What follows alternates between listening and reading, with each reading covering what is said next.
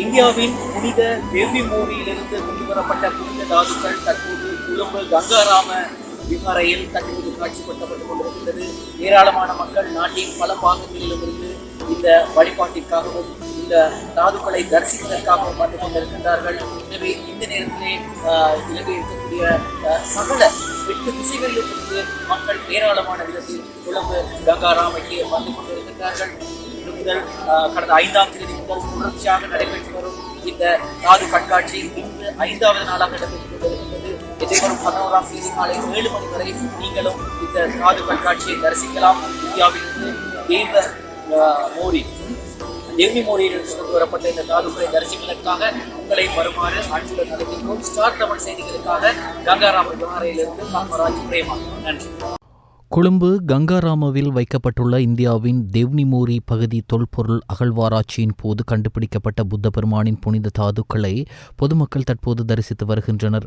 இந்த புனித தாதுக்களை தரிசிப்பதற்காக நேற்றும் பெரும் எண்ணிக்கையிலான மக்கள் வந்திருந்தனர். இந்திய பிரதமர் நரேந்திர மோடியின் தலையீட்டின் கீழ் இந்திய அரசாங்கத்தின் முழு ஒத்துழைப்புடன் இலங்கையர்கள் தரிசிப்பதற்காக கடந்த வியாழக்கிழமை புத்த பெருமானின் புனித தாதுக்கள் இலங்கைக்கு கொண்டு வரப்பட்டன. எதிர்வரும் 11ஆம் தேதி காலை வரை இப்புனித தாதுக்களை தரிசிக்க முடியும். ராகம ரணவிருசவன, அபிமன்சல மற்றும் மிஹிந்துசெத் மெதுரு ஆகிய நிலையங்களில் சிகிச்சை பெற்று வரும் ஊனமுற்ற போர் வீரர்கள் கொழும்பு கங்காராம விகாரையில் நடைபெறும் புனித தேவ்னிமோரி புத்த தாதுக்கள் கண்காட்சியை வழிபடுவதற்காக நேற்று சென்றிருந்தார்கள். இந்நிகழ்வில் புத்த சாசனம், மத மற்றும் பண்பாட்டு அலுவல்கள் அமைச்சர் இனிதும சுனில் செனவி மற்றும் பாதுகாப்பு செயலாளர் ஏர் வைஸ் மார்ஷல் சம்பத் தூயகுந்த ஆகியோரும் கலந்து கொண்டனர். இந்தியாவிலிருந்து இலங்கைக்கு கொண்டுவரப்பட்ட புனித தேவ்னிமோரி புத்தர் தாதுக்கள் பிப்ரவரி மாதம் 5ஆம் தேதி முதல் 11ஆம் தேதி வரை பொதுமக்களின் வணக்கத்திற்காக காட்சிப்படுத்தப்பட்டு வருகின்றது. விஜயத்தின் போது மகாசங்கத்தின் முன்னிலையில் போர் வீரர்கள் சமய சடங்குகளில் பங்கேற்று வழிபாடுகளில் ஈடுபட்டனர். இது ஆன்மீக தளத்தில் இந்த கண்காட்சியின் முக்கியத்துவத்தை வெளிப்படுத்துவதோடு மட்டுமல்லாமல் சிகிச்சை பெற்று வரும் போர் வீரர்களுக்கு ஆறுதல், உற்சாகம் மற்றும் மனவலிமை அளிக்கும் ஒரு முக்கியமான நிகழ்வாக அமைந்தது.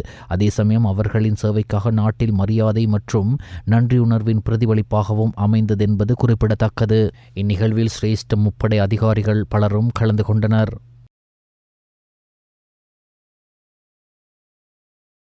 கொழும்பு உணுப்பிட்டி கங்காராம விகாரையில் வைக்கப்பட்டுள்ள புனித தாதுக்களை தரிசிப்பதற்காக இன்றைய தினம் வாய்ஸ் ஆஃப் ஏசியா ஊடக வலையமைப்பின் தலைவர் ரொஷாந்த காரியபெரும மற்றும் வாய்ஸ் ஆஃப் ஏசியா ஊடக வலையமைப்பின் ஆலோசகரும் பிரபல நடிகையுமாகிய சங்கீதா வீரரட்ன ஆகியோர் புனித தாதுக்களை தரிசித்து பூஜை வழிபாட்டில் ஈடுபட்டார்கள்.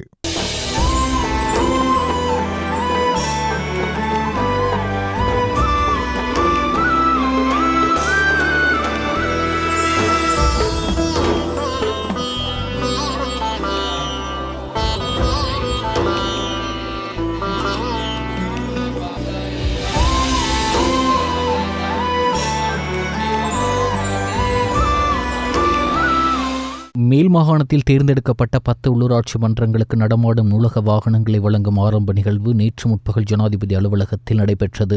கிளீன் ஸ்ரீலங்கா தேசிய வேலை திட்டத்திற்கு இணைவாக முன்னெடுக்கப்படும் அருணுதுர தேசிய வாசிப்பு மேம்பாட்டு திட்டத்தின் கீழ் இந்த நிகழ்வு இடம்பெற்றது. இத்திட்டத்தின் முதற்கட்டத்தின் கீழ் நவீன வசதிகளுடன் கூடிய 10 நடமாடும் நூலக வாகனங்கள் மற்றும் 9300 புத்தகங்கள் பகிர்ந்தளிக்கப்பட்டன. இதற்காக கிளீன் ஸ்ரீலங்கா செயலகம் நிதி ஒதுக்கீடுகளை வழங்கியுள்ளதுடன் மேல் மாகாண சபையின் உள்ளூராட்சி திணைக்களம் இத்திட்டத்தை நடைமுறைப்படுத்துகிறது. இந்த நூலக வாகனங்கள் கஸ்பேவ, சீதாவாக்கபுர ஆகிய நகர சபைகளுக்கும் ஓமாகம, தொம்பே, அத்தனகல்ல, மினுவாங்குட, வத்தல, புலத் சிங்கள, வளல்லாவிட்ட மற்றும் பாலிந்தனுவர ஆகிய பிரதேச சபைக்கும் வழங்கப்பட்டன. இந்த வேலை திட்டத்தின் மூலம் பிரதேச மட்டத்திலான வாசிப்பு பழக்கத்தை ஊக்குவிப்பதற்கும் நூலக வசதிகளை பொதுமக்களின் இருப்பிடங்களுக்கே கொண்டு செல்வதற்கும் எதிர்பார்க்கப்படுவதாக ஜனாதிபதி ஊடகப் பிரிவு தெரிவித்துள்ளது.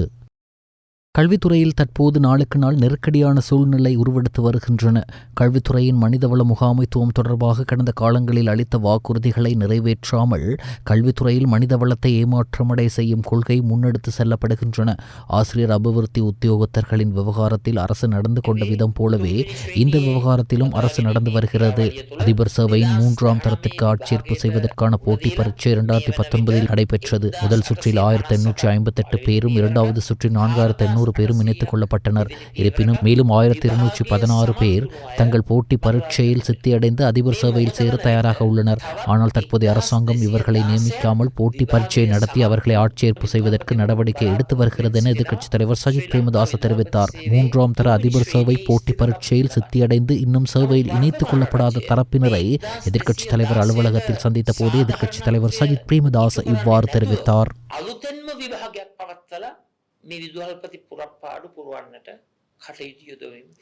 ஜனாதிபதி நிதியத்தின் சேவைகள் பிரதேச செயலகங்களுக்கு பரவலாக்கப்பட்டு டிஜிட்டல் மயமாக்கப்பட்டதன் ஊடாக ஓராண்டு காலத்திற்குள் மருத்துவ உதவிக்கான விண்ணப்பங்களின் எண்ணிக்கை 59% அதிகரித்துள்ளதாக ஜனாதிபதி ஊடக பிரிவு தெரிவித்துள்ளது. வெளியிடப்பட்டுள்ள அறிக்கையின்படி 2025ஆம் ஆண்டில் ஜனாதிபதி நிதியத்திற்கு 5277 விண்ணப்பங்கள் கிடைத்துள்ளன. கடந்த 2024ஆம் ஆண்டில் 3313 விண்ணப்பங்களும் 2023ஆம் ஆண்டில் 3456 விண்ணப்பங்களும் கிடைத்துள்ளன. இதன்படி 2024ஆம் ஆண்டை விட 2025ஆம் ஆண்டில் 1964 மேலதிக விண்ணப்பங்கள் கிடைத்துள்ளன. விண்ணப்பதாரர்களில் 70%க்கும் அதிகமானோருக்கு ஏற்கனவே மருத்துவ உதவிகள் வழங்கி முடிக்கப்பட்டுள்ளன. 2025ஆம் ஆண்டில் வடக்கு மாகாணத்தில் விண்ணப்பங்கள் சமர்ப்பித்தல் 253% அதிகரித்துள்ளது. அதே நேரத்தில் கிழக்கு மாகாணத்தில் 135%, மத்திய மாகாணத்தில் 116%, ஊவா மாகாணத்தில் 108% அதிகரித்துள்ளது. 47 வருடங்களாக கொழும்பிற்கு மாத்திரம் மட்டுப்படுத்தப்பட்டிருந்த ஜனாதிபதி நிதியத்தின் சேவைகள் நாடளாவிய ரீதியில் உள்ள அனைத்து பிரதேச செயலகங்கள் ஊடாகவும் பெற்றுக்கொள்ளும் நடைமுறை 2025 பிப்ரவரி 7ஆம் தேதி முதல் ஆரம்பிக்கப்பட்டது என்பது குறிப்பிடத்தக்கது.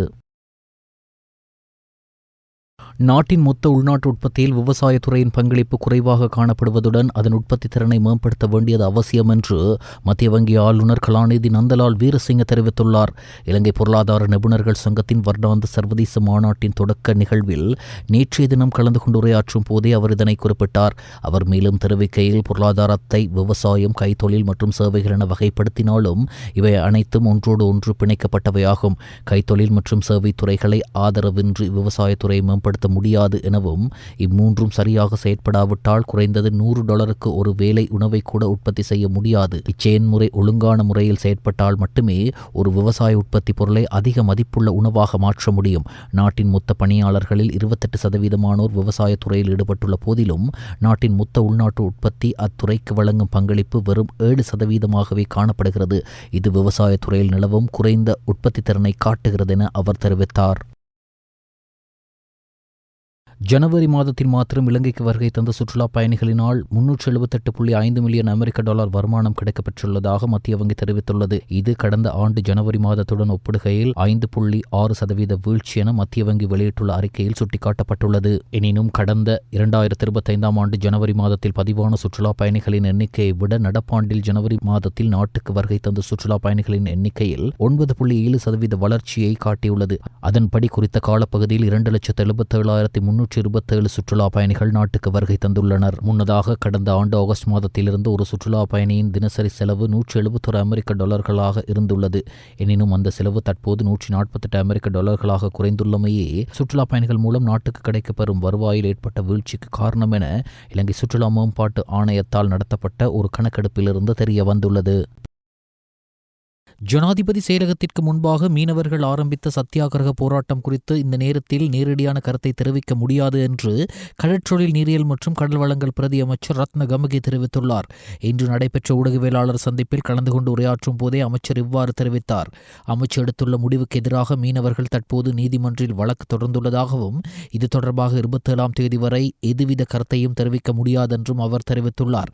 அவர் தொடர்ந்தும் கூறுகையில், நாங்கள் உங்களை நேசிக்கின்றோம், நீங்கள் எங்களுடன் நிற்க வேண்டும், எங்கள் மீனவர்கள் நாங்கள் உங்களை பாதுகாக்கின்றோம், நீங்கள் எதிர்கால தலைமுறையை பாதுகாக்க வேண்டும், மீன்பிடி தொழிலை பாதுகாக்க தயாராகுங்கள், வாருங்கள், எங்களுடன் கலந்துரையாடி சரியான இடத்திற்கு செல்வோம்.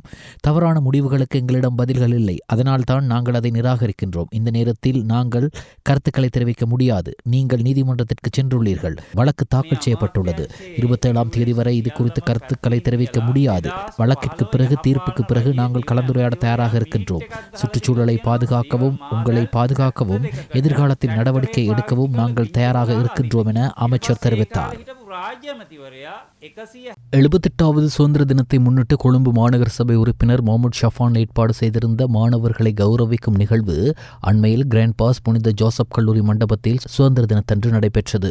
ஷஃபான் ஹெல்பிங் ஹேண்ட்ஸ் ஏற்பாட்டில் நடந்த இந்நிகழ்வில் 5ஆம் ஆண்டு புலமை பரிசில் பரீட்சையில் சிறந்த பெறுபேறுகளை பெற்ற மாணவர்கள் விருது வழங்கி கௌரவிக்கப்பட்டனர். இதேவேளை சமூக சேவையாளர்கள், ஊடகவியலாளர்கள், ஆசிரியர்கள் என பலருக்கு அவர்களுடைய சேவைகளை பாராட்டி விருதுகள் வழங்கப்பட்டன. மதகுருமார்கள், புனித ஜோசப் கல்லூரி அதிபர், ஆசிரியர்கள், கொழும்பு மாநகர சபையின் கூட்டு எதிர்க்கட்சியின் அமைப்பாளர் மன்சில், கொழும்பு மாநகர சபை உறுப்பினர்கள், பெற்றோர்கள், பொதுமக்கள் என பலர் இந்நிகழ்வில் கலந்து கொண்டனர். நுவரெலியா மாவட்டம் கொட்டகல சின்ன மண்வெட்டி தோட்டம் ஸ்ரீ முத்துமாரியம்மன் ஆலய மகா கும்பாபிஷேகம் மிக சிறப்பாக இடம்பெற்றது. காலை விநாயகர் வழிபாட்டுடன் ஆரம்பிக்கப்பட்டு புண்ணியாகவாஜனம், விசேட யாகம், பூர்ணாகுதி என்பன இடம்பெற்றது. தொடர்ந்து கலசங்களுக்கு நீரூற்றப்பட்டு ஊர் மக்களின் அரோகரா கோஷத்துடன் முத்துமாரி அம்மனுக்கும் ஏனைய பரிவார மூர்த்திகளுக்கும் மகா கும்பாபிஷேகம் செய்யப்பட்டது. இதில் நுவரெலியா மாவட்டத்தைச் சேர்ந்த ஏராளமான பக்தர்கள் கலந்து சிறப்பித்தனர்.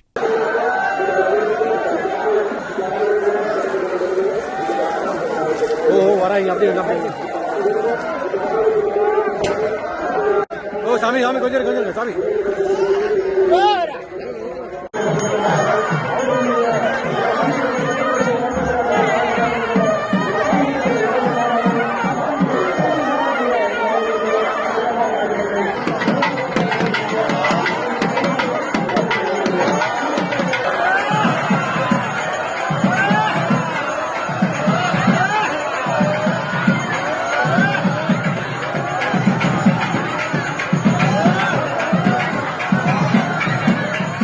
நுவரெலியா மாவட்டத்தில் பெரண்டினா நிறுவனம் மற்றும் வின்சென்ட் பெரர் நிறுவனத்தின் ஏற்பாட்டில் தெரிவு செய்யப்பட்ட தோட்டங்களில் இயங்கும் சிறுவர் பராமரிப்பு நிலையங்கள் மற்றும் பிரிட்டோ நிறுவனத்தினால் இயங்கி வரும் முன்பள்ளிகள் ஆகியவற்றின் மாணவர்களின் கல்வி அபிவிருத்திக்காக அவர்களுடைய அறிவுத்திறனை மேம்படுத்தும் வகையில் சுமார் 15 லட்சத்துக்கு பெறுமதியான விளையாட்டு உபகரணங்கள் மற்றும் கல்வி கற்கக்கூடிய உபகரணங்கள் வழங்கி வைக்கப்பட்டன.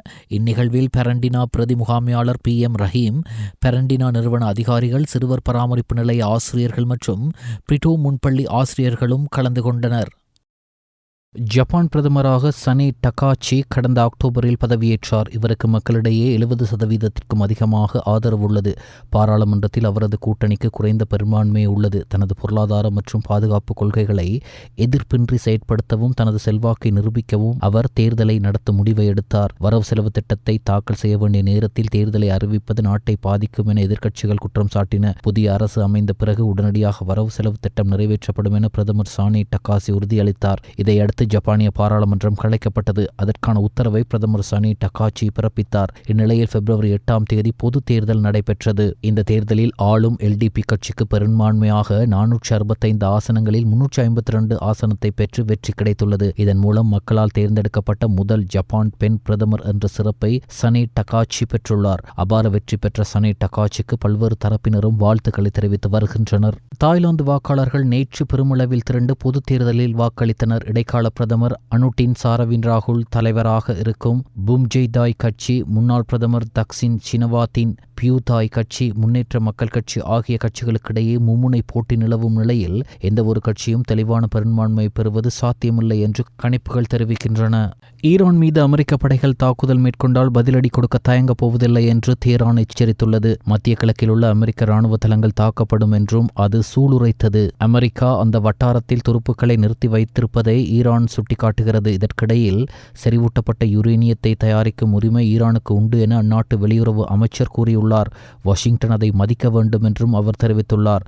அப்போதுதான் அணுசக்தி குறித்த பேச்சுவார்த்தை வெற்றியடையும் என்றும் அவர் கூறியுள்ளார். காலி, மாத்தர, களுத்தர மற்றும் ரத்தனபுரி மாவட்டங்களில் சில இடங்களில் பிற்பகல் 2 மணிக்கு பின்னர் மழையோ அல்லது இடியுடன் கூடிய மழையோ பெய்யக்கூடிய சாத்தியம் காணப்படுகிறது. நாட்டின் ஏனைய பிரதேசங்களில் பிரதானமாக சீரான வானிலை நிலவும் என எதிர்பார்க்கப்படுகிறது. சப்ரகமு, மத்திய மற்றும் வடமத்திய மாகாணங்களிலும் பதுளை மற்றும் குர்நாகல் மாவட்டங்களிலும் சில இடங்களில் அதிகாலை வேளையில் பனிமூட்டமான நிலை காணப்படும் என எதிர்பார்க்கப்படுகிறது. இடியுடன் கூடிய மழை பெய்யும் வேளைகளில் அப்பிரதேசங்களில் தற்காலிகமாக வீசக்கூடிய பலத்த காற்று மற்றும் மின்னல் தாக்கங்களினால் ஏற்படக்கூடிய பாதிப்புகளை குறைத்துக் தடுத்துக் கொள்ள தேவையான முன்னெச்சரிக்கை நடவடிக்கைகளை எடுத்துக் கொள்ளுமாறு பொதுமக்கள் அறிவுறுத்தப்படுகிறார்கள்.